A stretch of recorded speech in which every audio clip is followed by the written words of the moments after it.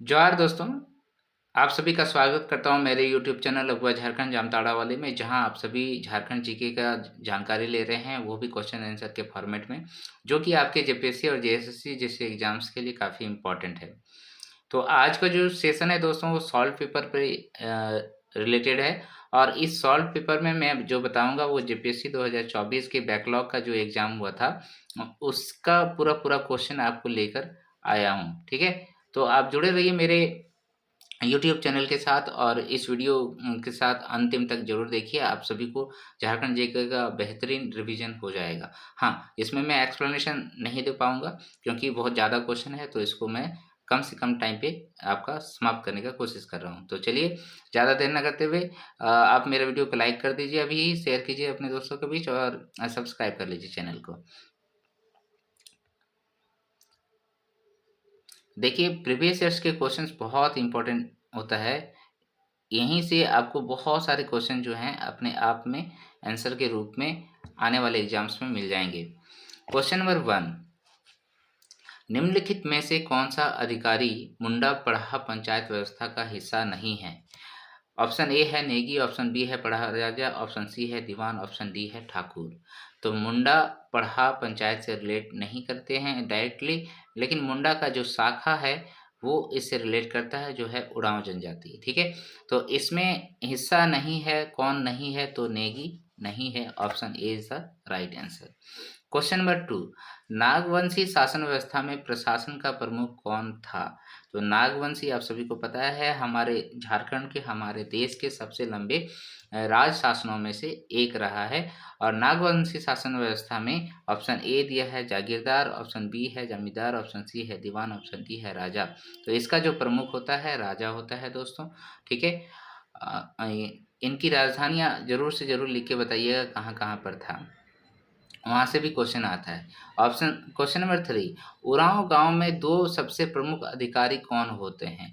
गांव में प्रमुख यानी कि शासन व्यवस्था से ही क्वेश्चन अभी तक पूछा जा रहा है। ऑप्शन ए है महतो और प्रमाणिक, ऑप्शन बी है महतो और पाहन, ऑप्शन सी है पाहन और दीवान, ऑप्शन डी है राजा और दीवान। इसका जो राइट आंसर होगा दोस्तों, वो महतो और पाहन होगा। महतो गाँव का प्रमुख होता है, और पाहन जो है गाँव का धार्मिक अधिकारी होता है। क्वेश्चन नंबर 4, संथाल गांव में धार्मिक प्रधान कौन होता है? यहाँ संथालों से पूछा है, जो कि संथाल परगना में रहते हैं। Option A Pramanik, option B Nayak, option C Jog Pramanik, option D है जोग मांझी। तो इसका जो राइट आंसर होगा दोस्तों, वो धार्मिक प्रधान झारखंड में आपका कौन होता है? वो नायके होता है। राइट, चलते हैं नेक्स्ट क्वेश्चन नंबर 5 में। क्वेश्चन नंबर 5 है, निम्नलिखित में से कौन मानकी मुंडा शासन व्यवस्था के तहत मुंडा पर लागू नहीं होता है? मुंडाओं पर कौन लागू नहीं होता है, ये पूछ रहा है। तो इसमें ऑप्शन ए है ग्राम प्रधान, ऑप्शन बी है पीर प्रधान, ऑप्शन सी है जिला प्रधान, और ऑप्शन डी है आपका प्रांत प्रधान। तो इसका जो राइट आंसर हो जाएगा दोस्तों, देखिए यहाँ मानकी मुंडा शासन प्रणाली बोल रहा है, ये हो जनजाति में होता है। पहली बात आप याद रखिएगा, किसमें होता है? हो जनजाति में होता है। तो तहत मुंडा पर लागू होता है, तो इसमें राइट आंसर क्या हो जाएगा आपका? राइट आंसर हो जाएगा ग्राम प्रधान। ठीक है, क्वेश्चन नंबर 6, झारखंड के किस जनजाति की पारंपरिक शासन व्यवस्था को ढोकलो सोहर शासन व्यवस्था कहा जाता है? यानी कि शासन व्यवस्था का अगर आप नाम ही याद रखें तो उसी से बहुत सारे क्वेश्चन बन जाते हैं। 6 प्रमुख शासन व्यवस्था है, उसके बाद जनजातीय शासन व्यवस्थाएं हैं। ठीक है, ऑप्शन ए है बिरहोर, ऑप्शन बी है खड़िया, ऑप्शन सी है बेदिया, ऑप्शन डी है भूमिज। इसका जो राइट आंसर है आप सभी को पता है, ये खड़िया जनजाति से रिलेट करते हैं। अच्छा, खड़िया जनजाति जो है जाति प्रथा को बढ़ावा देते थे, और पंचायत व्यवस्था को उसमें नकार दिया था, ये भी याद रखिएगा। नेक्स्ट चलते हैं क्वेश्चन नंबर 7। क्वेश्चन नंबर 7 में आपको क्या लिखा हुआ है कि उरांव की पढ़ा पंचायत की बैठकों में खान पान का प्रबंधन कौन करता है? ठीक है, ये क्वेश्चन है। ऑप्शन ए है पनभरा, ऑप्शन बी है भंडारी, ऑप्शन सी है पाहन, ऑप्शन डी है कोटवार। इसका जो राइट आंसर बनाया गया है दोस्तों, वो बनाया गया है पनभरा। ठीक है, यहाँ पर आंसर क्या हो जाएगा? पनभरा, क्वेश्चन नंबर 7 का राइट आंसर। नेक्स्ट चलते हैं क्वेश्चन नंबर 8, मुंडा प्रशासनिक व्यवस्था में हातू पंचायत का अध्यक्ष कौन होता है? तो यहाँ क्वेश्चन में हातू लिखा हुआ है, आंसर उस हिसाब से आपको बन जाना चाहिए था। ऑप्शन ए है ठाकुर, ऑप्शन बी है हाथू मुंडा, ऑप्शन सी है पांडे, ऑप्शन डी है दीवान। इसका जो राइट आंसर हो गया दोस्तों वो क्या हो जाएगा? हाथू मुंडा। क्या हो जाएगा? हाथू मुंडा। नेक्स्ट चलते हैं क्वेश्चन नंबर 9। झारखंड के सदान निम्नलिखित में से किस एक भाषा का प्रयोग करते हैं? पहले आंसर ढूंढते हैं। मुंडारी, नागपुरी, संथाली, कुडुक। इसका जो राइट आंसर होगा आप सभी को ये मालूम है, नागपुरी होगा।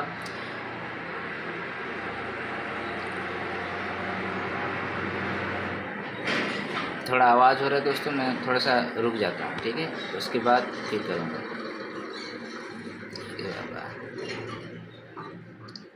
हाँ, तो अब यहाँ पर आते हैं, थोड़ा सा ये जानते हैं सदान कौन होता है। सदान आप सभी को पता है झारखंड के मूल निवासी होते हैं, लेकिन यहाँ ये गैर आदिवासी होते हैं। मतलब आदिवासियों को छोड़कर जितने सारे मूल निवासी झारखंड में रहते हैं उन सभी को हम लोग सदान कहते हैं। ये सदानी भाषा अपना बोलते हैं और सदानी भाषा में बहुत सारी भाषाएं आते हैं, जैसे नागपुरी हो गया, आपका पंच परगनिया हो गया, खोटा हो गया। इन सभी भाषाओं का उपयोग जो है सदान करते हैं। और खोटा भाषा ऐसी भाषा है जो सदानों और आदिवासियों के बीच में संबंध स्थापित करता है। ठीक है, ये सभी बातें आप याद रखिएगा। और सदानों से रिलेटेड क्वेश्चन और मेंस में भी एक सेक्शन है, उसको आप पढ़िएगा। Question number 10। कौन निम्न में कौन सी जनजाति केवल झारखंड में पाई जाती है? ये क्वेश्चन बहुत बार पूछा गया है, तो इसको आप ध्यान से रखिएगा। संथाल है, असुर है, मुंडा है और ऑप्शन डी में हो है। इसका जो राइट आंसर होगा दोस्तों वो हो जाएगा, ये ऐसा माना जाता है कि मुंडा जनजाति केवल झारखंड में पाई जाती है, लेकिन अभी के समय में इनका माइग्रेशन हो चुका है और जगह जगह पे ये चले गए हैं। ठीक है, दूसरे राज्यों में भी पाए जाते हैं। नेक्स्ट चलते हैं क्वेश्चन नंबर 11। क्वेश्चन नंबर 11 क्या कहता है? निम्न व्यक्तियों में किसने लरका विद्रोह का नेतृत्व किया था? ऑप्शन ए है बुद्धू भगत, ऑप्शन बी है Jatra Bhagat, option C Bhagirath Manjhi, option D Kariya मुंडा।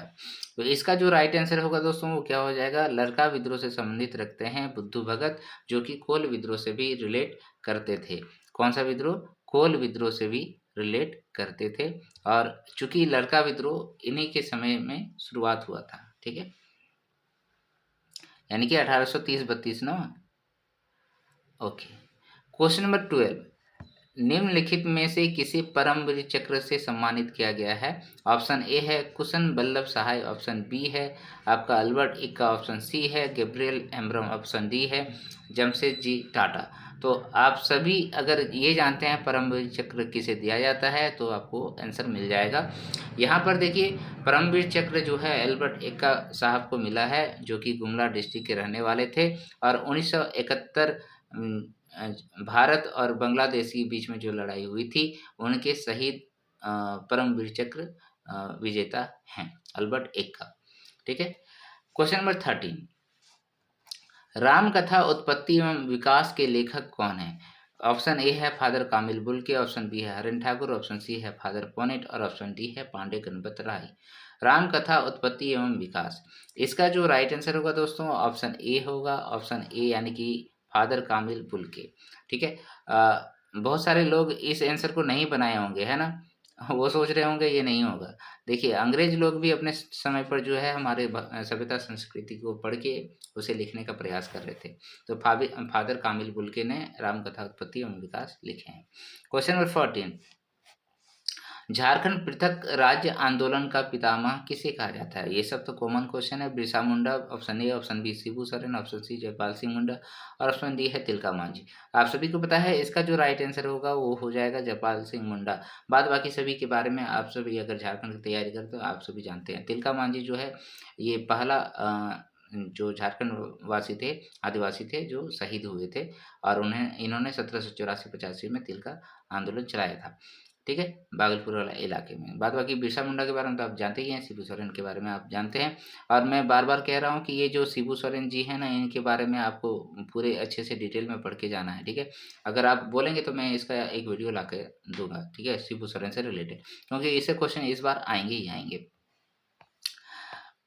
क्वेश्चन नंबर 15, झारखंड के प्रथम राज्यपाल कौन थे? प्रथम राज्यपाल के बारे में बात कर रहे हैं। ऑप्शन ए है रमेश भंडारी, ऑप्शन बी है स्वराज कौशल, ऑप्शन सी है प्रभात कुमार, ऑप्शन डी है सैयद सिप्तरत जी। तो इसका जो राइट आंसर होगा आप सभी को पता है, ये प्रभात कुमार जी हमारे झारखंड बनने के बाद प्रथम राज्यपाल बने थे। क्वेश्चन नंबर 16, किल्ली क्या है? एक पुरखे से संबंध लोग, ऑप्शन बी मुंडाओं का पूजा स्थल, ऑप्शन सी वह स्थान जहां पालतू पशुओं को रखा जाए, ऑप्शन डी है विवाह हेतु बनाया गया मंडप। तो इसका जो राइट आंसर होगा दोस्तों वो क्या हो जाएगा? किल्ली जो है हमारे जनजातियों में जो पुरखे लोग होते हैं, यानी कि जो पीढ़ी दर पीढ़ी जो आ रहे हैं, दादा परदादा, वो सभी जो हैं किल्ली के नाम से जाना जाता है। पुरखा उसको कहते हैं, जिससे हम लोग जुड़े हुए हैं। क्वेश्चन नंबर 17, उरांव लोगों में मती कौन होता है? ओके, ये क्वेश्चन नया दिखा था उसमें। ऑप्शन ऑप्शन ए है पुजारी, ऑप्शन बी है ओझा, ऑप्शन सी है चौकीदार, ऑप्शन डी है पढ़ा राजा का सलाहकार। तो इसका जो राइट आंसर होगा दोस्तों वो ओझा हो जाएगा। मती कौन होता है? ओझा होता है उरांव में। क्वेश्चन नंबर 18, झारखंड विधानसभा चुनावों 2019 में किस दल को सर्वाधिक सीटें प्राप्त हुई थी? तो यहाँ पर 2019 का चुनाव पूछा था, अभी जो है 2023-24 वाला चुनाव के बारे में आपसे पूछ लिया जाएगा। ठीक है, इसको आपको बताना है क्या होगा। तो ऑप्शन ए है झामुमो, ऑप्शन बी है भाजपा, ऑप्शन सी है भारतीय राष्ट्रीय कांग्रेस, ऑप्शन डी है आजसू। तो आप सभी को पता है इसमें झारखंड मुक्ति मोर्चा विजयी होकर आए थे और हेमंत सोरेन जो है सरकार बनाए थे, और अभी भी यही है। 2024 वाले में भी झारखंड मुक्ति मोर्चा ही जीते हैं और जो है हेमंत सोरेन ही हमारे मुख्यमंत्री हैं। क्वेश्चन नंबर 19, 2011 की जनगणना के अनुसार झारखंड में बेरोजगारी दर क्या है? देखिए 2011 का जनगणना अगर आप सही तरीके से नहीं पढ़ें तो उसको मैं बार-बार बोलूँगा कि अच्छे से पढ़ लीजिए, क्योंकि अभी तो और कोई नया जनगणना हुआ नहीं है। 2027 में नेक्स्ट जनगणना होने वाला है। तो वहाँ से हम लोगों को बाद में 2 साल बाद जो डाटा मिलेगा वो उसका हम लोग जानकारी रखेंगे। लेकिन अभी फ़िलहाल 2011। ऑप्शन ए है 4.5, ऑप्शन बी है 14.75, ऑप्शन सी है 3.1, ऑप्शन डी है 1.2। तो इसका जो राइट आंसर होगा दोस्तों वो 3.1 हो जाएगा। बेरोजगारी दर 2011 की जनगणना में 3.1 था। शिक्षा दर आप याद रखिए, अदर जो भी है 2011 जनगणना से रिलेटेड वो याद रखिए। नेक्स्ट चलते हैं हम लोग क्वेश्चन नंबर 20।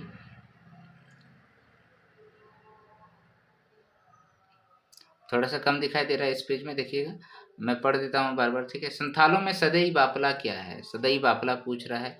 मृत्यु के बाद की जाने वाली पत्थलगड़ी है, जपला का मशहूर मेला है, सामाजिक नियमों को तोड़ने वाले बहिष्कार हैं, ऑप्शन डी में है स्वीकृति से विवाह है। तो इसका जो सदई बापला जो है वो एक तरीके का विवाह है ना दोस्तों, विवाह है। तो यहाँ पर सदई बापला याद रखिएगा, स्वीकृति से जो विवाह करते हैं हम लोग उसी को बोला जाता है संथालों में। क्वेश्चन नंबर 21, निम्नलिखित में कौन सी पुस्तक लाखो बोदरा के द्वारा नहीं लिखी गई है? इसमें नहीं लिखी गई है पूछ रहा है। ऑप्शन ए है चिंगापुल, ऑप्शन बी है कोल रूल, ऑप्शन सी है सहर होरा, ऑप्शन डी है शिशु हलंग। तो ये पुस्तक वाला सेक्शन तो मुझे भी बहुत टफ लगता है, याद ही नहीं होता है मुझे। ठीक है, तो आप सभी कोशिश कीजिएगा, याद कर लीजिए मैक्सिमम जो इसमें इंपॉर्टेंट क्वेश्चन सब होता है वो। तो इसमें जो राइट आंसर होगा दोस्तों वो हो जाएगा झिंगापुल। झिंगापुल जो है लाखों बुद्रा का नहीं है, बाद बाकी कोल रूल हो गया, आपका शहर हो रहा हो गया, शिशु छलंग हो गया, ये सब जो है लाखों बोदरा ने लिखा है। नेक्स्ट है क्वेश्चन नंबर 22, खिलौना बनाने के लिए झारखंड का लेदरा शिल्प किस प्राथमिक सामग्री का उपयोग करता है? फटे चिथड़े कपड़े का, बांस का, धातु का, लाह का। लेदरा शिल्प, ठीक है, लेदरा शिल्प आप याद रखिए। इसमें ऑप्शन ए जो है फटे चिथड़े कपड़े, फटे चिथे कपड़े इसलिए इसको लेदरा कहा जाता है ना। खोटा में अभी हम लोग लेदरा वाला गेंद्रवा का है, तो अटे देख लो लेदरा वाला गेंद्रवा। क्वेश्चन नंबर 23, मांदर क्या है? मांदर आप सभी को पता है क्या है? ये झारखंड का सबसे इम्पोर्टेंट चीज़ है, हथियार, कृषि उपकरण, वाद्य यंत्र, लोक नृत्य। अगर मांदर ना हो तो मजा ही नहीं आए। तो आप सभी को पता है वाद्य यंत्र है ये। ठीक है, मांदर क्या है? वाद्य यंत्र है। ये ढोल की तरह होता है, छोटा छोटा रूप होता है इसका, और बहुत ही सुरीला साउंड है इसका, है ना।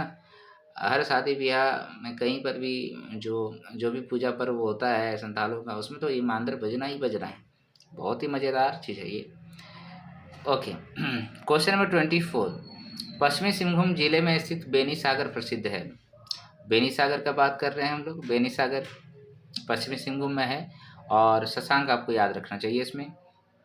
ऑप्शन ए है सिल्क उत्पादन के लिए, ऑप्शन बी हस्तशिल्प उत्पादन के लिए, ऑप्शन सी है कागज निर्माण के लिए, ऑप्शन डी है पुरातात्विक अवशेषों के लिए।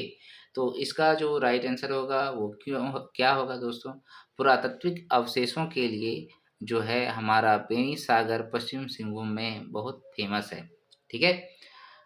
क्वेश्चन नंबर 25, यहाँ पर शिव मंदिर भी याद रखिएगा। मुंडा तथा उरांव वर्तमान झारखंड राज्य के किस क्षेत्र में अपनी पहचान रखते हैं? कोल्हान वाले क्षेत्र में, छोटा नागपुर वाले, संथाल परगना वाले, इनमें से कोई नहीं। यहाँ जो ऑप्शन है दोस्तों उसके अकॉर्डिंग जो आंसर होना है वो तो छोटा नागपुर वाले क्षेत्र होगा, क्योंकि यहाँ पर रांची हो गया, हजारीबाग हो गया, गिरिडीह हो गया, रामगढ़ हो गया, इन सभी क्षेत्रों में गिरिडीह नहीं, रामगढ़ हो गया, और इधर लातेहार, लोहरदगा, उसके बाद आपका पश्चिमी सिंहभूम, पूर्वी सिंहभूम, इन सभी क्षेत्रों में होता है तो उसको छोटा नागपुर कहा जाता है। तो छोटा नागपुर यहाँ आंसर होना चाहिए स्पेसिफिक वे में। ओके, नेक्स्ट चलते हैं question number 26, the Birhor a little non jungle tribe of छोटा नागपुर नामक प्रबंध की रचना किसने की थी? और वह पढ़ देते हैं। The Birhor a little non jungle tribe of छोटा नागपुर, ठीक है, लिटिल नॉन ट्राइब ऑफ छोटा नागपुर नामक प्रबंध की रचना किसने की थी? Option A Janki Sahu, option B Sharad Chandra Rai, option C है वाल्टर कुक, ऑप्शन डी है जेम्स कूपर। इसका राइट आंसर क्या हो जाएगा दोस्तों? शरद चंद्र राय। शरद चंद्र राय ने the Birhor a little non jungle tribe of छोटा नागपुर लिखे हैं। क्वेश्चन नंबर 27, वंश प्रभा, ये ना जाने कितने बार क्वेश्चन मुझे दिखा है जगह जगह। वंश प्रभा लेखन इतिवृत्त में झारखंड के किस राजवंश का वर्णन मिलता है? तो वंश प्रभा देखिए, ऑप्शन ए दिया है छोटा नागपुर के नागवंश का, ऑप्शन बी है पुरहाट के सिंहवंश का, ऑप्शन सी है पलामू के चेरावंश का, ऑप्शन डी है खरसवां राज का। तो इसमें राइट आंसर आपका क्या हो जाएगा दोस्तों? पुरहाट के जो सिंह वंश है, देखिए पुरहाट के सिंह वंश के बारे में इसमें जानकारी मिलती है, और वंश प्रभा जो है दोनों ही इसके शाखाओं का वर्णन मिलता है। सिंह वंश का 2 शाखा था, एक पहले स्थापित हुई थी, एक बाद में स्थापित हुई थी। इन सभी का वर्णन जो है इसमें मिलता है, वंश प्रभा में मिलता है। चलिए आप कमेंट सेक्शन में बताइएगा वंश प्रभा के लेखक कौन हैं। क्वेश्चन नंबर 28, झारखंड में किस ईसाई मिशन के द्वारा हिंदी पत्रिका घर बंधु का प्रकाशन किया जाता था? घर बंधु, ऑप्शन ए है Gossner Evangelical Lutheran mission, option B है society for the propagation of the gospel, option C Roman Catholic mission के द्वारा, और ऑप्शन डी है मिशन ऑफ नॉर्दर्न चर्चेस के द्वारा। तो इसमें जो आंसर होना है वो क्या हो जाएगा दोस्तों? ये हो जाएगा गॉस्नर एवेंजेलिकल लूथर मिशन के द्वारा हिंदी पत्रिका घर बंधु का प्रकाशन किया जाता था। ठीक है, गॉस्नर एवेंजेलिकल लूथर मिशन जो कि रांची में आया था, घर बंधु। क्लियर है? आगे चलो।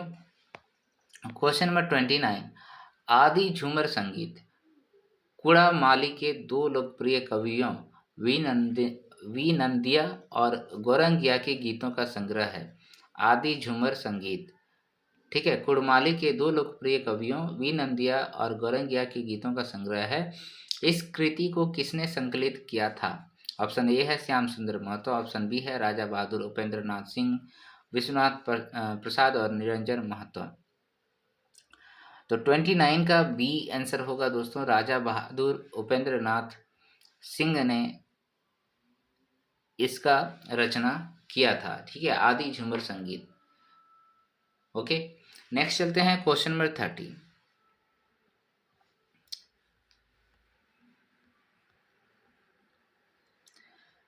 नारायण उरांव नामक एक गांव आदिवासी ने वर्ष 1999 में कुड़ुक भाषा के लिए लिपि विकसित की थी। इस लिपि का नाम क्या है? ऑप्शन ए है वारांगछिती, ऑप्शन बी है ओलचिकी, ऑप्शन सी है तोलंगसिकी, ऑप्शन डी है शारदा। तो उरांव जनजाति से ही रिलेट करता है। नारायण उरांव इसका नाम था जिन्होंने इस भाषा की लिपि का विकास किया था, कुड़ुक भाषा का लिपि का विकास किया था। तो इसका जो राइट आंसर होगा दोस्तों वो क्या हो जाएगा, तोलन सिकी, तोलन सिकी। उसके बाद ये आपको पता होगा कि ओल चिकी जो है आपका संथालों के लिए है, संथाली भाषा के लिए है। क्वेश्चन नंबर 31, पाटलिपुत्र चिकित्सा महाविद्यालय एवं चिकित्सालय पीएमसीएच कहाँ अवस्थित है। देखिए ये क्वेश्चन शायद मैंने एक सेशन में बताया था, इसके पिछले वाला ही सेशन में उसी से क्वेश्चन है। पटना में है, रांची में है, धनबाद में है, जमशेदपुर में है। तो पाटलिपुत्रा चिकित्सा विद्यालय के हिसाब से आप पटना मत मार दीजिएगा आंसर। इसका जो आंसर होगा वो हमारे झारखंड के धनबाद में अवस्थित है, पाटलिपुत्रा मेडिकल कॉलेज है ना, चिकित्सा महाविद्यालय एवं चिकित्सालय। नेक्स्ट चलते हैं क्वेश्चन नंबर 32, किस संगठन के सहयोग से झारखंड में खेल विश्वविद्यालय की स्थापना हुई थी। ऑप्शन ए दिया हुआ है बीसीसीएल, ऑप्शन बी है बीपीसीएल, ऑप्शन सी है ओएनजीसी, ऑप्शन डी कहता है एचईसी। तो इसमें जो राइट आंसर होगा दोस्तों वो हमारे जो बीसीसीएल है, ठीक है, Bharat coking coal India limited, क्या बोलते हैं इसको, बीसीसीएल, ठीक है, बीसीएल, इन्होंने जो है झारखंड सरकार के साथ मिलके खेल विश्वविद्यालय की स्थापना जो है हमारे रांची में कर रहे हैं, और उसमें मरांगोम के जो कम्प्लेक्स है उसका बहुत सारे स्टेडियम का इस्तेमाल किया जाएगा। क्वेश्चन नंबर 33, प्रसिद्ध नेतरहाट आवासीय विद्यालय कब स्थापित हुआ था। 1921 में, 1954 में, 1975 में और 1981 में। तो इसका जो राइट आंसर होगा दोस्तों वो हो जाएगा 1954 में, झारखंड में जो हमारा नेतरहाट आवासीय विद्यालय है उसकी स्थापना की गई थी। Okay, next question number 34,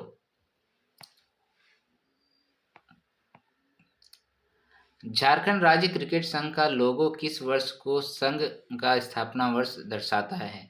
Jharkhand राज्य क्रिकेट संघ का लोगो जो है उसमें कौन सा स्थापना वर्ष लिखा हुआ है ये पूछ रहा है, 1932, 1935, 2001, 2007। तो चूंकि झारखंड का निर्माण तो 2000 में ही हुआ था, लेकिन झारखंड राज्य क्रिकेट संघ जो कि बिहार राज्य क्रिकेट संघ के नाम से पहले जाना जाता था, वही इसमें डेट लिखा हुआ है 1935। कब लिखा हुआ है, 1935, ठीक है, 1935। नेक्स्ट चलते हैं क्वेश्चन नंबर 35 को सॉल्व करते हैं। खेल और संबंधित खिलाड़ी का मिलान करें। ऑप्शन ए है कोमालिका बारी, एक तरफ सूची में माइकल किंडो, ईशान किशन और सुनील बहादुर। तो देखिए ये क्वेश्चन तो आज के समय में भी पूछा जाएगा, ठीक है, तो अभी के जितने सारे खिलाड़ी प्रसिद्ध हैं उन सभी का नाम याद रखिएगा। उसमें सलीमा टेटे जी का नाम बहुत ऊपर आ रहा है तो उसको आप याद रखिएगा।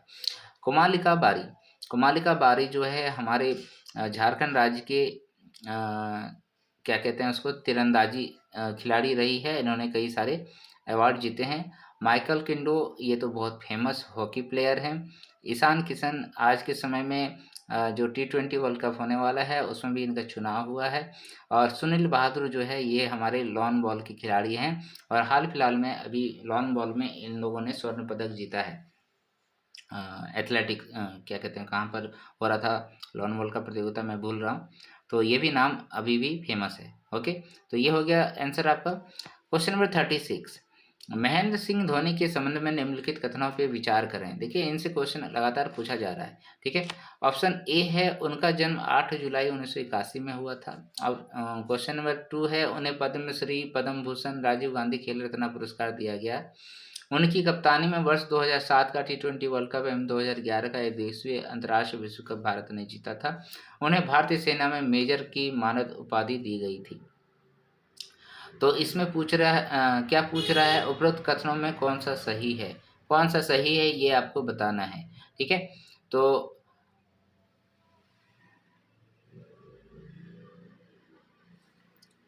देखिए इसमें जो राइट आंसर होगा, देखिए यहाँ पर 8 जुलाई को नहीं हुआ था इनका जन्म 12 जुलाई को हुआ है शायद, है ना, 8 जुलाई को नहीं हुआ है। तो इन्हें पद्मश्री तो दिया गया है, पद्म भूषण भी दिया गया है, राजीव गांधी खेल रत्न पुरस्कार 2007 में, इधर हो गया पद्मश्री 2009 में, और पद्म विभूषण हो गया 2018 में। तो ये सब याद रखिएगा आप। ओके, कप्तानी में तो 2007 का T20 वर्ल्ड कप जीता, 2011 में भी हमने एक दिवसीय अंतर्राष्ट्रीय वर्ल्ड कप जीता था। मेजर का पद नहीं मिला था इसमें इनको, ठीक है।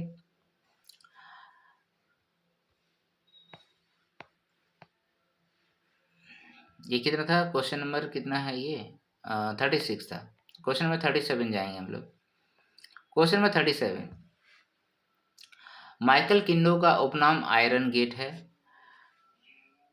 इसमें दूसरा वक्तव्य है, निकी प्रधान झारखंड की पहली महिला ओलंपिक हॉकी खिलाड़ी है।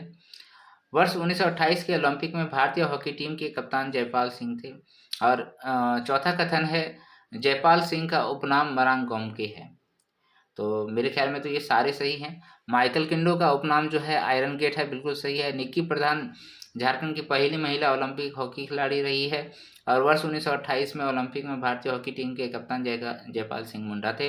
और जयपाल सिंह मुंडा का नाम जो है मरांग गोमके है, और इनके नाम पर अभी रांची में जो है खेलगांव में आपका मरांग गोमके कम्प्लेक्स भी है। तो ये सभी कथन सही हैं, ये सभी। क्वेश्चन नंबर 38, झारखंड के होटवार रांची में स्थित मेगा स्पोर्ट्स कॉम्प्लेक्स में कुल कितने स्टेडियम है? लीजिए बड़ा मजा आता है ये सब क्वेश्चन देखे। क्वेश्चन नंबर 38 में जो क्वेश्चन पूछा है उसका आंसर क्या हो जाएगा? 4 है, 6 है, 8 है, 10 है। टोटल स्टेडियम जो है इसमें 8 आता है, ठीक है, 8। क्वेश्चन नंबर 39, रूढ़ी के नियम छोटा नागपुर काश्तकारी अधिनियम के तहत कब लागू किया जा सकेगा? रूढ़ी के नियम छोटा नागपुर CNT एक्ट आ गया, ठीक है, CNT एक्ट आ गया। ऑप्शन ए है, जब इस अधिनियम के उपबंधों से असंगत ना हो, जब इसे सत्तारूढ़ सरकार के द्वारा स्वीकार किया गया हो, जब इसे उस क्षेत्र के उपायुक्त द्वारा स्वीकार किया गया हो, उपरोक्त में से कोई नहीं। तो 39 का जो आंसर होगा दोस्तों, ये आंसर होता है जब इस अधिनियम के उपबंधों से असंगत ना हो तभी हम लोग रूढ़ी के नियम लगा सकते हैं। CNT एक्ट का कोई भी उपबंध जो है रूढ़ी के नियम के अकॉर्डिंग गलत नहीं होना चाहिए, ठीक है।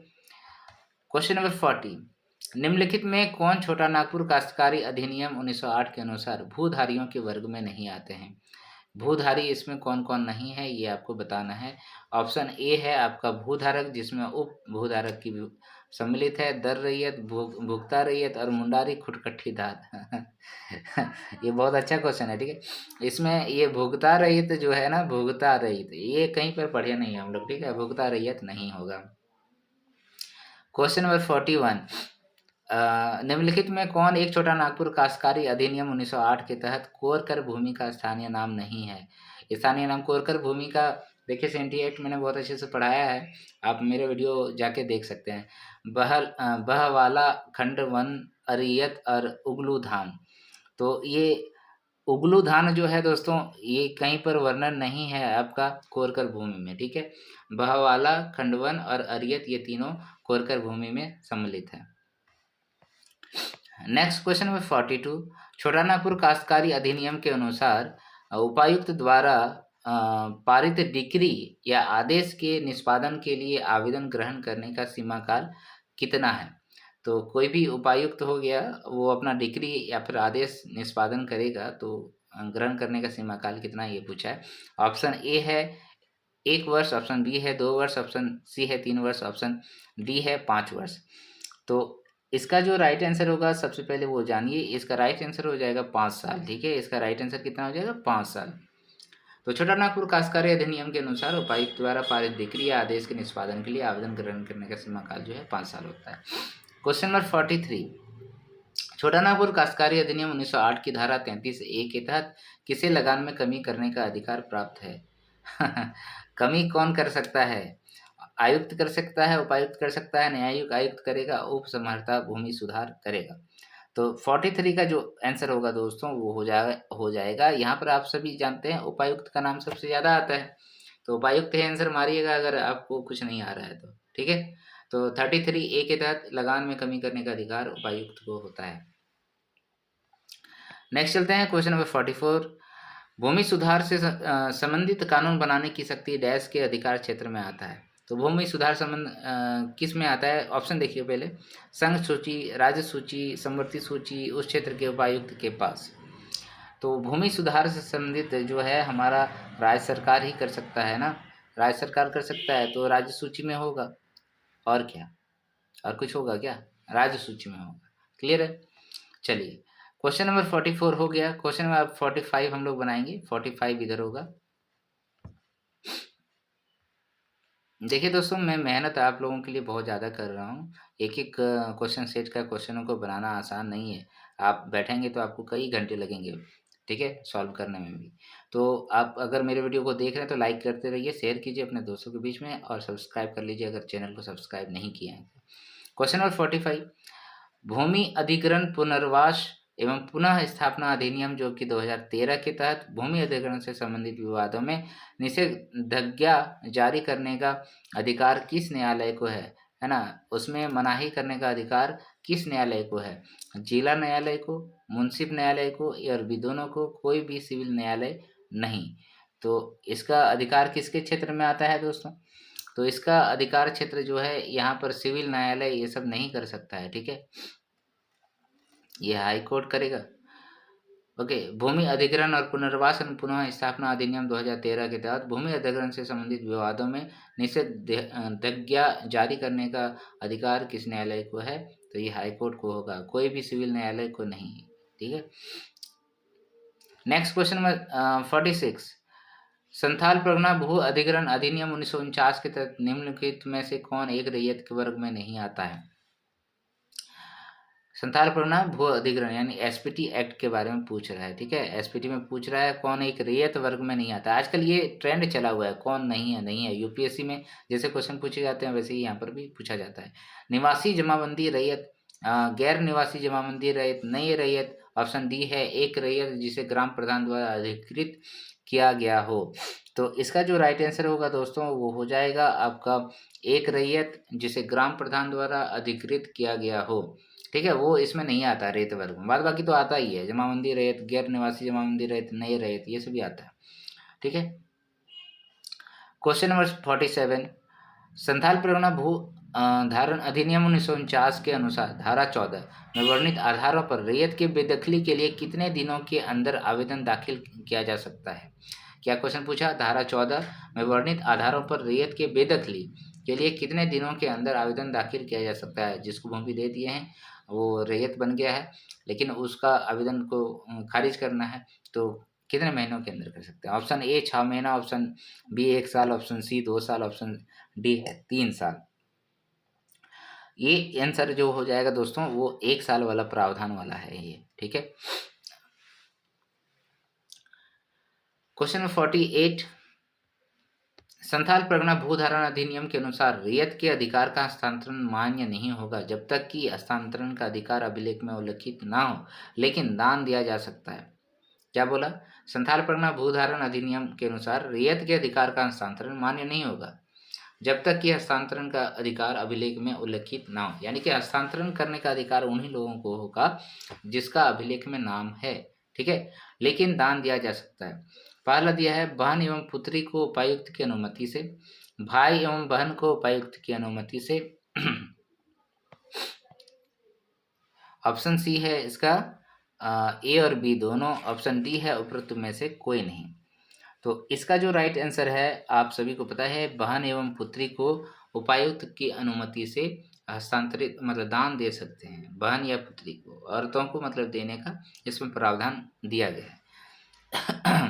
क्वेश्चन नंबर 49, संथाल परगना भू धारण अधिनियम की धारा 17 के अनुसार रैयत अपने निजी जोत के महुआ वृक्ष को काट सकता है। जो अपना निजी जोत में है महुआ को काट सकता है, लेकिन उसको अनुमति लेना पड़ेगा। अपना ही पेड़ है लेकिन अनुमति लेना पड़ेगा। महुआ को बचाया जा रहा है।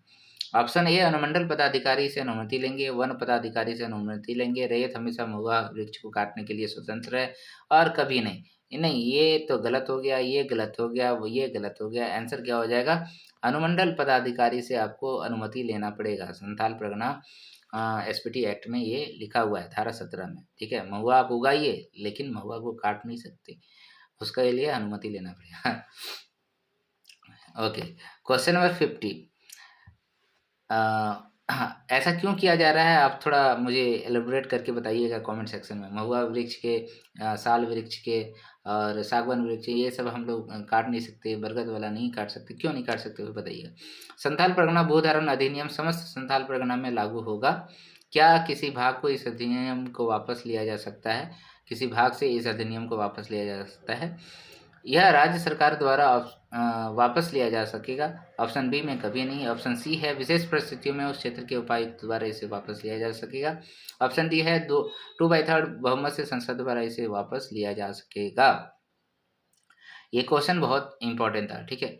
तो देखिए एसपीटी हो या सीएनटी एक्ट हो, इनमें अगर कोई कुछ कर सकता है तो हमारे राज्य सरकार को इसमें थोड़ा सा अधिकार दिया गया है, नहीं तो आप अमेंडमेंट करना पड़ेगा कॉन्स्टिट्यूशन में। ये राज्य सरकार द्वारा वापस दिया जा सकता है किसी क्षेत्र से।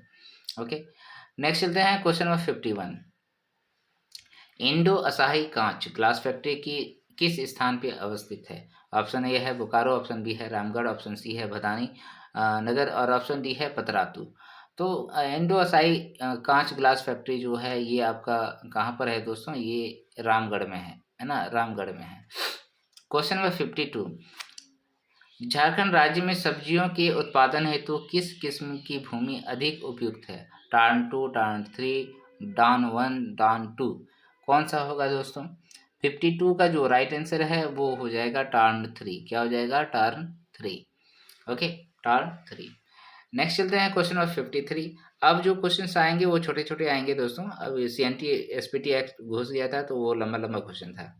अब यहाँ पर आपका क्वेश्चन जल्दी खत्म होगा। Question number 53। पुनासी जलाशय सिंचाई योजना से कौन सा जिला लाभान्वित होगा? Option A Deoghar, option B Hazaribagh, option C Palamu, option D है लातेहार। तो इसका जो राइट आंसर होगा दोस्तों वो क्या हो जाएगा? देवघर में पुनासी जलाशय सिंचाई योजना चल रही है। Question number 54।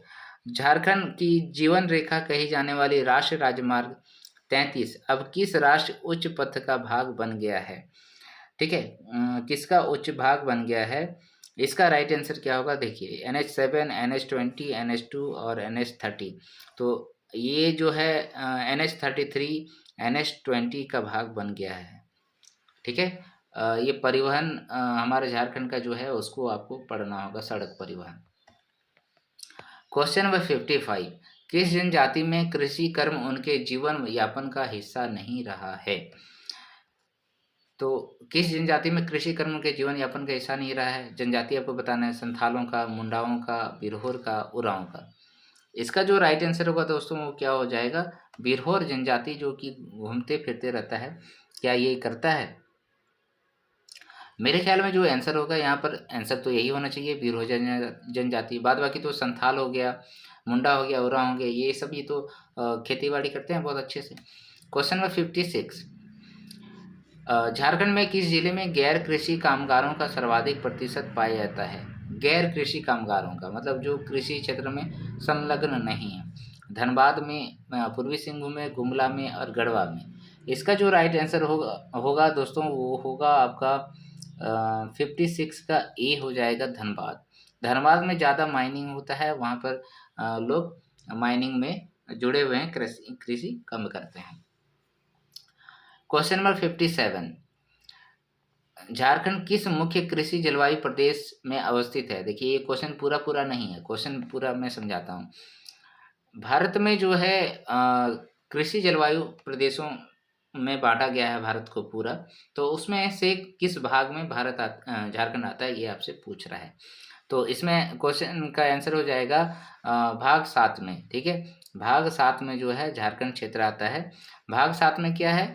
यहाँ पर है आपका पूर्वी पठार एवं पहाड़ी क्षेत्र।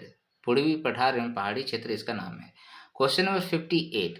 बियाडा है ना, बियाडा औद्योगिक पूंजी किस शहर के पास अवस्थित है? तो ये औद्योगिक नीति का भाग रहा है। औद्योगिक नीति झारखंड में पहला 2001 में आया था, उसका 2012, फिर 2016, फिर 2021। तो बियाडा जो है यानी कि क्या हो गया आपका? Bokaro industrial area development authority. तो यहाँ पर क्या हो जाएगा आंसर? मैंने बता दिया फुल फॉर्म से इसका, ये आंसर हो जाएगा आपका बोकारो। बियाडा कहाँ है? बोकारो में। Question number 59। धार्मिक पर्यटन स्थल पारसनाथ पहाड़ी किस धर्म के लिए पवित्र स्थल माना जाता है? आप मानो या ना मानो, जो पारसनाथ के बारे में नहीं पढ़ के गया है एग्जाम में उसके 2 नंबर कटेंगे ही कटेंगे, ठीक है। पारसनाथ पहाड़ी के बारे में एक नॉलेज होना चाहिए आपको। हिंदू जनजाति, इस्लाम धर्म और बौद्ध धर्म और जैन धर्म। तो आप सभी को पता है यहाँ पर महावीर पार्श्वनाथ जी जो है हमारे जैन धर्म के तीर्थंकर रहे हैं, उन्हीं के नाम पर पार्श्वनाथ पहाड़ी का नाम पड़ा है। इनको संवेद शिखर भी कहा जाता है। इसकी ऊंचाई 1365 मीटर है। ओके, बाद बाकी और भी जानकारी मैंने कई सारे सेशन में बताया है इसके बारे में। क्वेश्चन नंबर 60, झारखंड में काली मिट्टी कहाँ पाई जाती है? पाट क्षेत्र में, राजमहल की पहाड़ी में, दामोदर घाटी में, पलामू उच्च भूमि है। तो इसका जो कॉन्सेप्ट कहता है उसको आप याद रखिएगा, तभी याद रहेगा ये सभी चीज़ें दोस्तों। तो काली मिट्टी जो है, ये आंसर यहाँ पर जो हो जाएगा राजमहल की पहाड़ी में होगा। और काली मिट्टी का निर्माण यहाँ पर लावा के निर्माण से हुआ है, जो ज्वालामुखी के उद्गार से मिलते थे। ठीक है, वही बाद में जाके अपवर्तित होके काली मिट्टी में परिवर्तित हुआ है। क्वेश्चन नंबर 61, भूमि अर्जन पुनर्वास और पुनर्व्यवस्थापन में उचित प्रतिकर तथा पारदर्शिता अधिकार अधिनियम किस वर्ष अस्तित्व में आया? 61 का जो आंसर होगा दोस्तों वो क्या हो जाएगा? यहाँ ऑप्शन दिया हुआ है 2011, 2012, 2013, 2014। तो यहाँ जो आंसर दिया है, वैसे भी एक पुराना क्वेश्चन आप देखेंगे, वहाँ पर आंसर आपको इसमें दिया हुआ था। तो आप अगर क्वेश्चन को ही एक बार रिपीट करते तो इसका आंसर आपको मिल जाता है 2013। ठीक है, भूमि अर्जन पुनर्वासन पुनर्स्थापना जो अधिनियम लागू किया गया था 2013 में किया गया था। तो एक क्वेश्चन से दूसरा क्वेश्चन अपने आप बन जा रहा है। क्वेश्चन नंबर 62, झारखंड पुनर्स्थापन एवं पुनर्वास नीति 2008 की कौन सी धारा बताती है कि पुनर्वास और पुनर्स्थापन के लिए प्रशासन एक बेसलाइन सर्वेक्षण और जनगणना कराएगी? ठीक है, ये इसमें धारा कुछ दिया है, तो ये सब तो ज़्यादा अंदर जाके आपको पढ़ना पड़ेगा। तो 62 का आंसर क्या होगा दोस्तों? यहाँ पर देखिए ऑप्शन ए दिया है 1.1, 2.2, 5.4, 6.3। इसका जो आंसर दिया है यहाँ पर 6.3 होगा कि पुनर्वास और पुनर्स्थापन के लिए प्रशासक एक बेस लाइन सर्वेक्षण और जनगणना कराएगी। क्वेश्चन नंबर 63, झारखंड पुनर्स्थापन एवं पुनर्वास नीति 2008 जिसको सिया को किस प्रकार परिभाषित करता है? है ना, सिया का फुल फॉर्म आपको बताना है। Social insurance assessment, social impact assessment, social impact agency और सीवियर इम्पैक्ट असेसमेंट। तो 63 का आंसर क्या होगा दोस्तों? इसमें हो जाएगा सोशल इम्पैक्ट असेसमेंट। क्या हो जाएगा? Social impact assessment. सिया यहाँ पर क्या है? सिया है सोशल इम्पैक्ट असेसमेंट। नेक्स्ट चले क्वेश्चन में 64। क्वेश्चन नंबर 64, आप किसी भी एग्जाम से तैयारी करें दोस्तों, ठीक है, लेकिन प्रीवियस ईयर्स क्वेश्चन आपको जरूर देखना होता है। क्वेश्चन नंबर 64, देश में तसर सिल्क के उत्पादन में झारखंड का कौन सा स्थान है? पहला है, दूसरा है, तीसरा है, चौथा है। तसर सिल्क के बारे में बोल रहा है। सिल्क ऐसे 4 प्रकार के होते हैं, ठीक है, 4 प्रकार के सिल्क झारखंड में पाए जाते हैं। तो तसर के मामले में झारखंड पहला स्थान रखता है। तसर के मामले में झारखंड पहला स्थान रखता है। क्वेश्चन नंबर 65, झारखंड स्वैच्छिक भूमि अधिग्रहण नियम किस वर्ष अस्तित्व में आया? स्वैच्छिक भूमि अधिग्रहण नियम 2004 में आया, 2010 में आया, 2019 में आया, 2020 में आया। यानी कि खुद से अधिग्रहण नियम के तहत जो है भूमि को दान देता है, वो कब आया? तो ये नया आया है 2019 में इसको स्थापित किया गया है। झारखंड स्वैच्छिक भूमि अधिग्रहण नियम 2019 में आया था। नेक्स्ट है क्वेश्चन नंबर 66, झारखंड औद्योगिक नीति 2010 में कितना औद्योगिक क्षेत्र टाउनशिप सुविधा प्रदान करने के लिए चिन्हित किया गया है? ये सब जो है क्वेश्चन थोड़ा सा टफ क्वेश्चन है, ठीक है। इसमें 10% या अधिकतम 2.5 एकड़ भूमि, 20% अधिकतम या 15 एकड़ भूमि, 5% अधिकतम या 10 एकड़ भूमि, 10% या अधिकतम 5 एकड़ भूमि।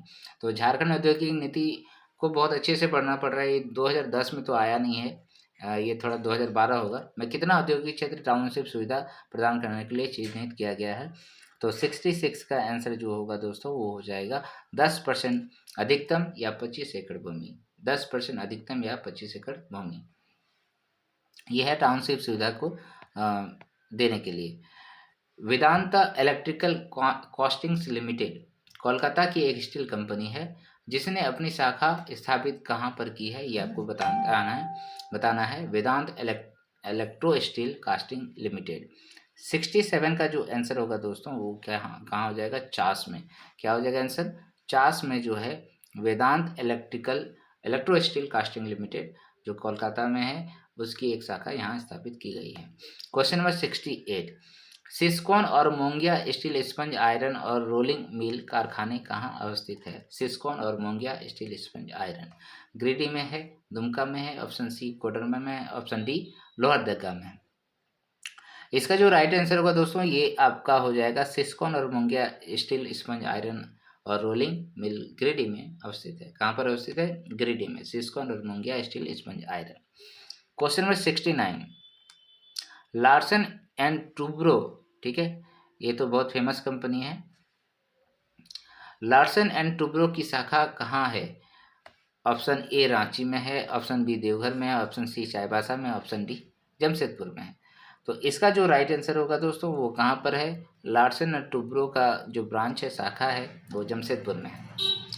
क्वेश्चन नंबर 70, झारखंड के 2019-20 के आर्थिक सर्वेक्षण के अनुसार वर्ष 2019-20 फर्स्ट एडवांस एस्टिमेट में धान का उत्पादन कितना बढ़ा है? देखिए, आर्थिक सर्वेक्षण से जो रिलेटेड क्वेश्चन है उसको मैं छोड़ देता हूं, क्योंकि वो नेक्स्ट जो अभी पूछा जाएगा, अभी वाला पूछा जाएगा, ठीक है, इतना पुराना नहीं पूछा जाएगा। बजट वाला भी सेशन छोड़ देते हैं।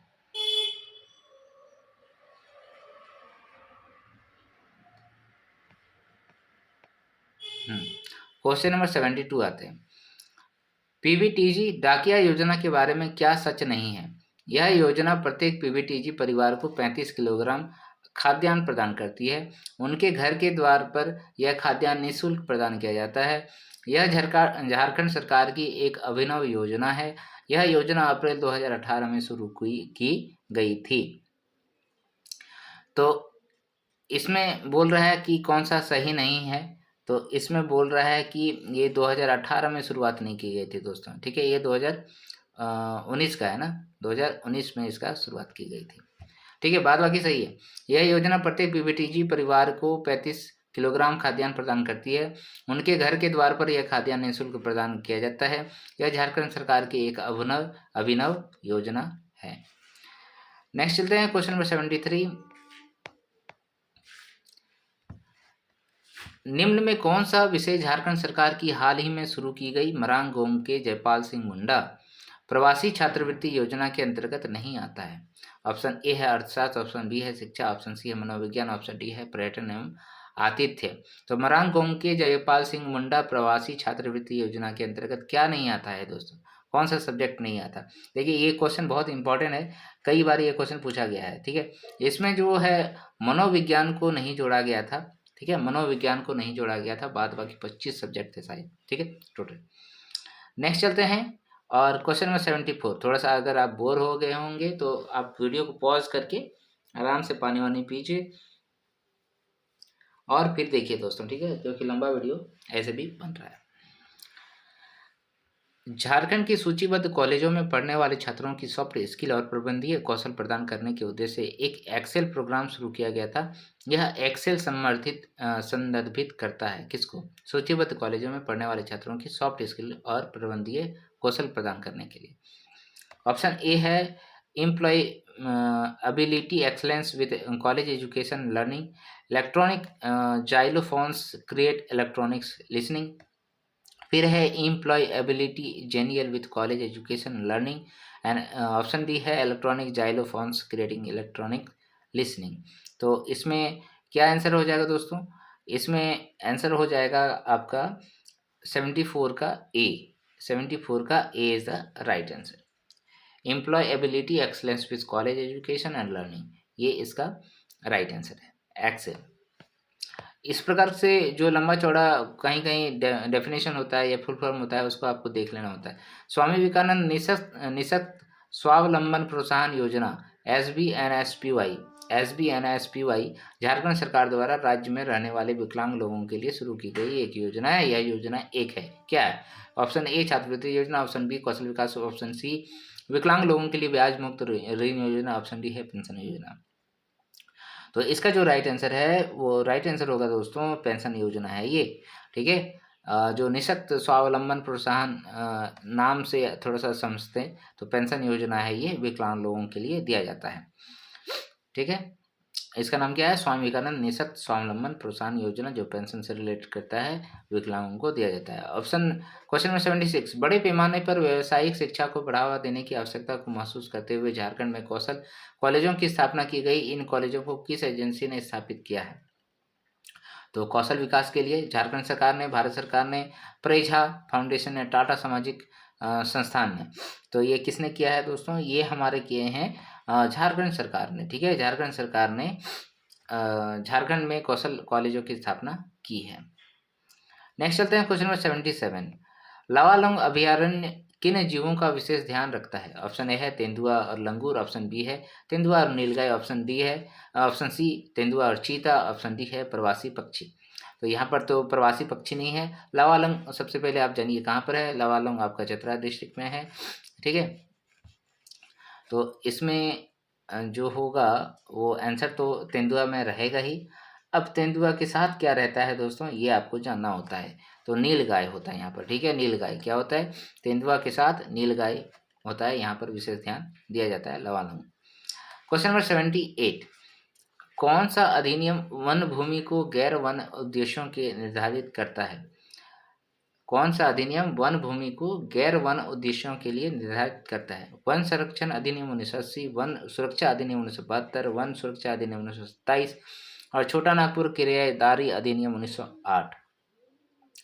इसका जो राइट आंसर होगा दोस्तों वो होगा वन संरक्षण अधिनियम 1980 के तहत जो है वन भूमि को गैर वन उद्देश्यों के लिए निर्धारित करता है। वन भूमि को गैर वन उद्देश्यों के लिए निर्धारित करता है, वन संरक्षण अधिनियम 1980 कहता है।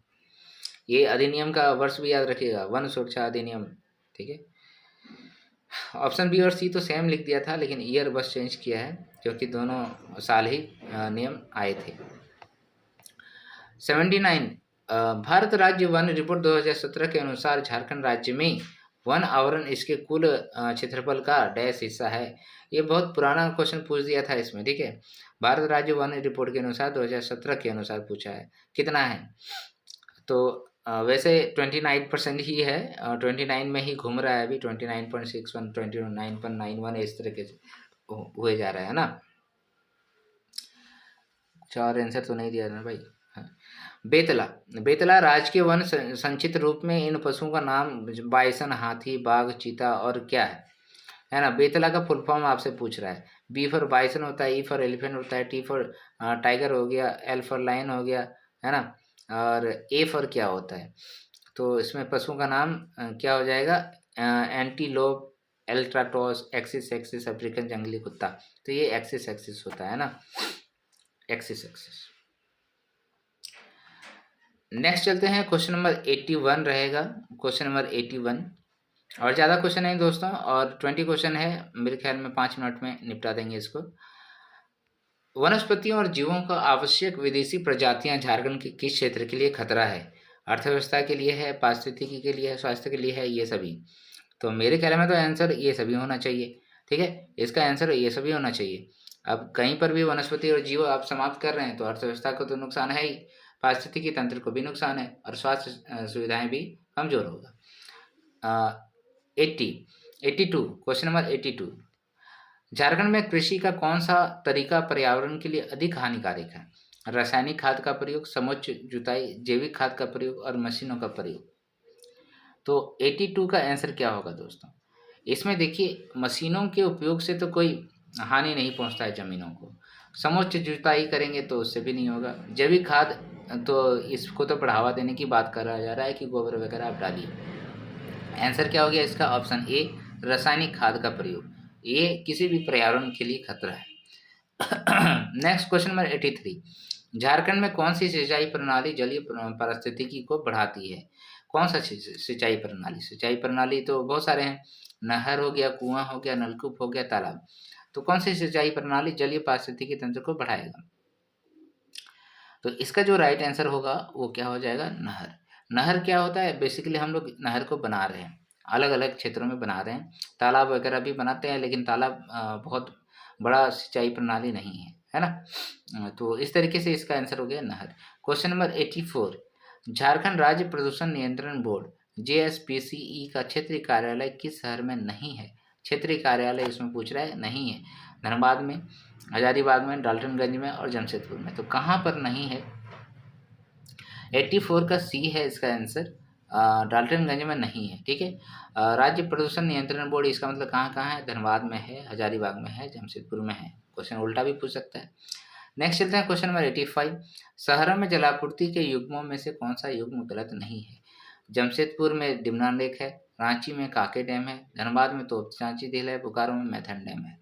तो यहाँ पर आंसर क्या क्या हो जाएगा दोस्तों? देखिए, ये बिल्कुल करेक्ट है। जमशेदपुर में डिमना लेक है, धनबाद में जो है तोपचांची झील है, रांची में कांके डैम है, लेकिन बोकारो में मैथन डैम नहीं है। मैथन डैम जो है धनबाद में ही है। ठीक है, तो इसका यहाँ पर जो आंसर आपको बनाना था, क्या बनाना था? Bokaro Maithon dam. Next question number 86। निम्न में कौन झारखंड का राजकीय पक्षी है? राजकीय पक्षी, ये सब क्वेश्चन तो आपको कोई भी स्टेट लेवल का एग्जाम में पढ़ के जाना चाहिए। कबूतर हो गया, कोयल हो गया, बाज हो गया, गोरैया हो गया। आंसर क्या हो जाएगा? कोयल। ठीक है, ये सब का वैज्ञानिक नाम भी याद रखिएगा। Question number 87। किस खान में विकिरण प्रदूषण सर्वाधिक है?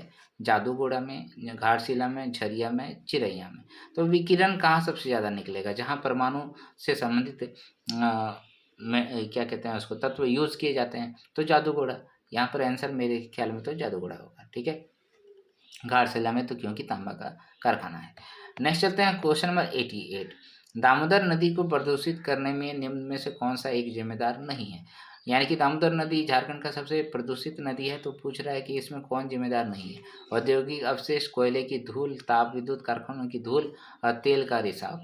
तो अगर हम लोग यहाँ पर देखें तो झारखंड जो है औद्योगिक क्षेत्र से रिलेट करता है, तो यहाँ पर औद्योगिक अवशेष रहेगा। कोयले, धनबाद की नगरी है हजारीबाग है, तो इन सभी क्षेत्रों में तो कोयला है ही, उसी से प्रदूषण होता है। ताप विद्युत कारखानों की धूल, ये भी होता है, क्योंकि कोयला है तो वहाँ ताप विद्युत रहेगा। तो कौन सा नहीं है? यहाँ पर हो जाएगा तेल का रिसाव, झारखंड के दामोदर नदी के पास नहीं है। Question number 89। 15वें वित्त आयोग ने राष्ट्रीय आपदा अनुक्रिया कोष NDRF एवं राज्य आपदा अनुक्रिया कोष SDRF, है ना, राज्य, राष्ट्रीय और राज्य में 10% फंड आवंटित किया है। कितना प्रतिशत फंड आवंटित किया है 15वें वित्त आयोग ने? तो इसका राइट आंसर हो जाएगा दोस्तों आपका 10%, है ना। आंसर इसका क्या हो जाएगा? 10%। ओके, नेक्स्ट चलते हैं क्वेश्चन नंबर 90। अब समाप्ति की ओर है दोस्तों। आप अगर अपना पैसेंस खो रहे हैं तो मैं कहता हूं कि आप चाय पीजिए, इसको पॉज कीजिए वीडियो को और फिर से देखिए। झारखंड आपदा सहायता फंड वर्ष 2015 से 20 की अवधि में झारखंड राज्य को केंद्र एवं राज्य के अंशों सहित फंड आवंटित किया गया है। तो आपदा से रिलेटेड जो चैप्टर है उसको आपको बहुत अच्छे से मैं पढ़ा दूंगा एक बार, ठीक है, वो आप देख लीजिएगा अच्छे से, वहाँ पर मिल जाएगा आपको सारा आंसर। इसमें जो आंसर होगा दोस्तों वो क्या हो जाएगा? 2010 करोड़ की सहायता राशि लिखी गई है। Question number 91। झारखंड आपदा प्रबंधन एक्ट 2005 सेक्शन 20 के अनुसार स्टेट एग्जीक्यूटिव कमेटी SAC के सभासद चेयरपर्सन होते हैं। तो SAC के जो सभासद होते हैं, चेयरपर्सन होते हैं, कौन होते हैं? मुख्यमंत्री होगा, राज्यपाल होगा, मुख्य सचिव होगा, गृह सचिव होगा। इसका जो राइट आंसर होगा दोस्तों वो मुख्य सचिव होगा। ठीक है, मुख्य सचिव होगा। कौन होगा? मुख्य सचिव होगा। चेयरपर्सन पूछा है, ठीक है, तो SAC का पूछ रहा है, स्टेट एग्जीक्यूटिव कमेटी जो है उसका पूछ रहा है। ऐसे तो झारखंड आपदा प्रबंधन समिति जो होता है उसका अध्यक्ष कौन करते हैं? हमारे मुख्यमंत्री करते हैं। उसका जिला स्तर पे भी होता है। ये सभी आप याद रखिएगा, जिला स्तर का सबसे ज़्यादा इम्पोर्टेंट है। Question number 92। झरिया पुनर्वास विकास प्राधिकरण JRDA ने 55,000 परिवारों को खाने में लगी आग की चपेट से बचाव के लिए डैश असुरक्षित केंद्रों को चिन्हित किया गया है। कितने असुरक्षित क्षेत्र घोषित किया है धर्माज झरिया में? तो इसका जो राइट आंसर होगा दोस्तों वो कितना हो जाएगा? 595 परिवारों को खानों की आग में लगे चपेट से बचाने के लिए बात कही गई है। Question number 93। USA के टेनेसी घाटी प्राधिकरण के प्रारूप के तहत दामोदर नदी एवं उसके सहायक नदियों के द्वारा लाए जा रहे बाढ़ की विभीषिका से बचाव के लिए दामोदर घाटी निगम योजना डैश में बनाई गई। कौन सा वर्ष में बनाई गई? तो हमारा 1945 में, 1948 में, 1951 में, 1955 में। तो आप सभी को पता है डीबीसी की परियोजना का स्थापना जो है 1948 में किया गया था, टेनेसी घाटी प्राधिकरण के आधार पर, जो यूएसए में है। क्वेश्चन नंबर 9, और इसमें टोटल कितने बांध है? 8 बांध हैं। ठीक है, टोटल 8 बांधों का निर्माण किया गया था दामोदर बोकारो और उनकी सहायक दामोदर बराकर और उनकी सहायक नदियों पे। क्वेश्चन नंबर 94, 2011 की जनगणना के अनुसार झारखंड राज्य के किस जिले में कुल जनसंख्या के अनुपात में अनुसूचित जनजाति की जनसंख्या सर्वाधिक है? क्या पूछा? कुल जनसंख्या के अनुपात में अनुसूचित जनजाति की जनसंख्या सर्वाधिक है। क्या प्रतिशत के हिसाब से पूछ रहा है क्या? झारखंड राज्य के किस जिले में कुल जनसंख्या के अनुपात में? ठीक है, ऑप्शन देखते हैं तब पता चलेगा। गुमला है, सिमडेगा है, खूंटी है, पश्चिमी सिंहभूम है। तो इसमें जो राइट आंसर होगा दोस्तों, वो राइट आंसर तो खूंटी हो जाएगा। यहाँ बेसिकली प्रतिशत के हिसाब से पूछा है, अनुपात पूछने का मतलब हो गया प्रतिशत के हिसाब से पूछा है। और ऐसे सबसे ज़्यादा जनसंख्या अनुसूचित जनजाति का कहाँ पर है? तो रांची में है पॉपुलेशन वाइज, लेकिन प्रतिशत के हिसाब से खूंटी में सबसे ज़्यादा है। क्वेश्चन नंबर 95, वर्ष 1914 में छोटानागपुर पठार क्षेत्र में ताना भगत आंदोलन की शुरुआत हुई थी। उसके नेता कौन थे? ऑप्शन ए है ताना भगत और जतरा भगत, ऑप्शन बी है जतरा भगत तुरिया भगत, ऑप्शन सी है ताना भगत तुरिया भगत, ऑप्शन डी है ताना भगत जतरा ओरा। तेरी गजब का क्वेश्चन है ये। इसमें देखिए बेसिकली सारे नाम एक जैसे दे दिए हैं। इसका आंसर अगर यहाँ पर जो दिया हुआ है उसके हिसाब से हम बता सकते हैं ताना भगत और जतरा भगत, लेकिन मैं जहाँ तक पढ़ा हूँ तो ये जतरा भगत जो है वही ताना भगत है, उसका नाम ही बाद में ताना भगत हो गया। ठीक है, चलिए ठीक है। क्वेश्चन नंबर 96, पद्मश्री दीपिका कुमारी किस खेल से संबंधित थे? हॉकी से है, तीरंदाजी से है, एथलेटिक्स से, क्रिकेट से है।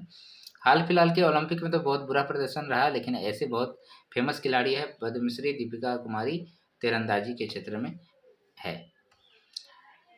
नेक्स्ट चलते हैं और क्वेश्चन नंबर 97 को देखते हैं।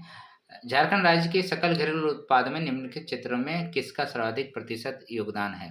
सकल घरेलू उत्पाद यानी कि जीडीपी में पूछ रहा है। कृषि का है, खनन का है, विनिर्माण का है, सेवा का है।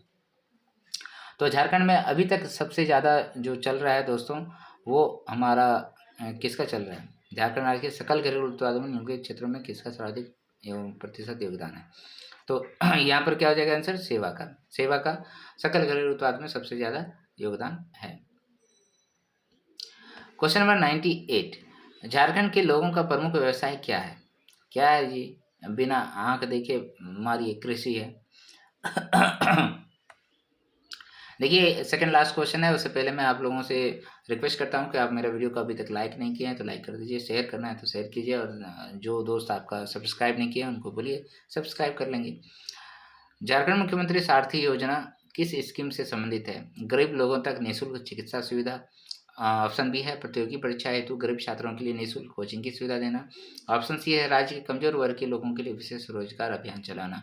ऑप्शन डी है राज्य के गरीब खिलाड़ियों के लिए दिशा निर्देश प्रदान करना। तो इसका जो राइट आंसर होगा दोस्तों वो हो जाएगा मुख्यमंत्री सारथी योजना का काम है राज्य के कमजोर वर्ग के लोगों के लिए विशेष रोजगार अभियान चलाना, मुख्यमंत्री सारथी योजना के तहत। ठीक है, क्वेश्चन नंबर 100 और आज का अंतिम क्वेश्चन है ये। झारखंड राज्य के किस जिले को सांस्कृतिक राजधानी कहा जाता है? तो सांस्कृतिक राजधानी का बात कर रहे हैं, औद्योगिक राजधानी का बात कर रहे हैं, इन सभी का उपनाम, शहरों का उपनाम आप याद रखिएगा। इसका राइट आंसर क्या हो जाएगा दोस्तों? सांस्कृतिक राजधानी जो है देवघर, बाबानाथ देवघर को कहते हैं। ठीक है, रांची तो हमारे राज्य की राजधानी है और उसको शिमला कहते हैं। हजारीबाग में सबसे ज़्यादा बारिश होता है, और पूर्वी सिंहभूम जो है उसमें जमशेदपुर है, और टाटा स्टील कंपनी फेमस है, औद्योगिक क्षेत्र इसको सबसे बेहतरीन माना जाता है। तो कैसा लगा आज का वीडियो दोस्तों ज़रूर बताइएगा, और कमेंट सेक्शन में कमेंट करके बताइएगा कि आपको और ऐसा वीडियो चाहिए, और साथ ही साथ मेरे वीडियो को लाइक कर दीजिए, शेयर कर दीजिए। मिलते हैं नेक्स्ट वीडियो में फिर एक नए सेशन के साथ, नई शुरुआत के साथ। चलिए, जोहार झारखंड, जय झारखंड, जय हिंद।